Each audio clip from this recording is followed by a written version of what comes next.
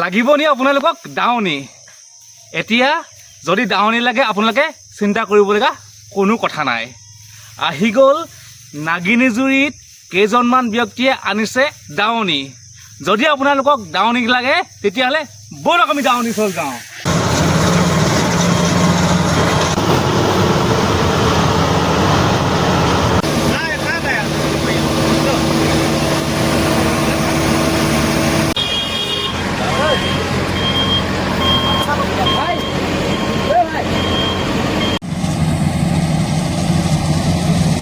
এতিয়া ৰাইজে দাৱনীৰ কাৰণে কোনো চিন্তা কৰিবলগীয়া কথা নাই। আহি গ'ল আমাৰ অত্যাধুনিক প্ৰযুক্তিৰে নিৰ্মিত দাৱনী।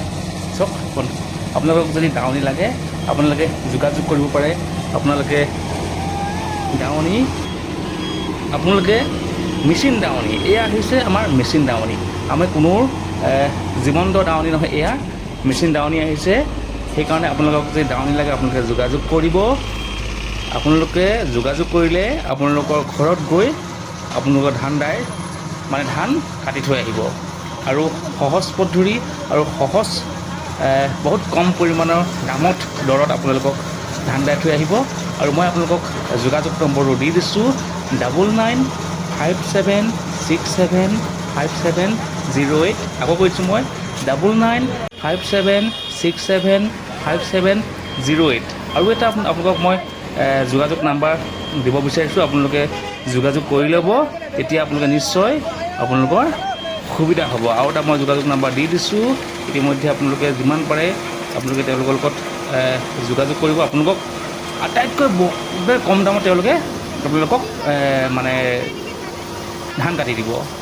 নাম্বাৰটো দিছোঁ আৰু এটা মই 8011081226। আকৌ কৈ দিছোঁ মই 8011081226। আপোনালোকে পোনে পোনে একজন ব্যক্তিৰ লগত যোগাযোগ কৰি ল'ব। আপোনালোকক খুব কম টকাৰ মূল্যত আপোনালোকৰ ধান কাটি থৈ আহিব।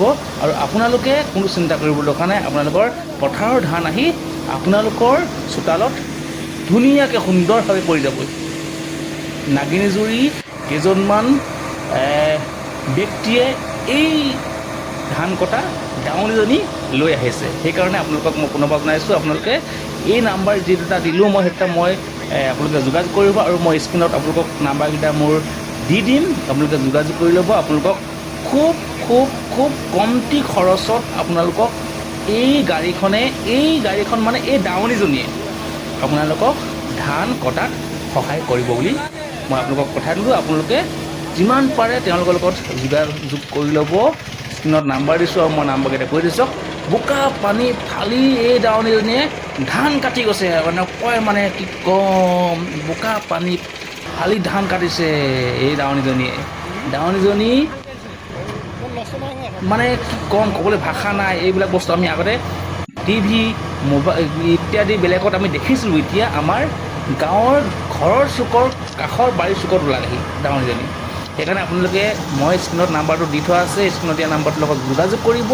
আপোনালোকক মই স্পষ্ট কৈছোঁ, খুব কমটি টকাত আপোনালোকৰ ঘৰৰ পথাৰত গৈ এই দাৱনীজনীয়ে ধান কাটি আহি আপোনাৰ সেই ধানকেইটা ঘৰৰ চোতালত মানে যোগাৰ কৰি দিব।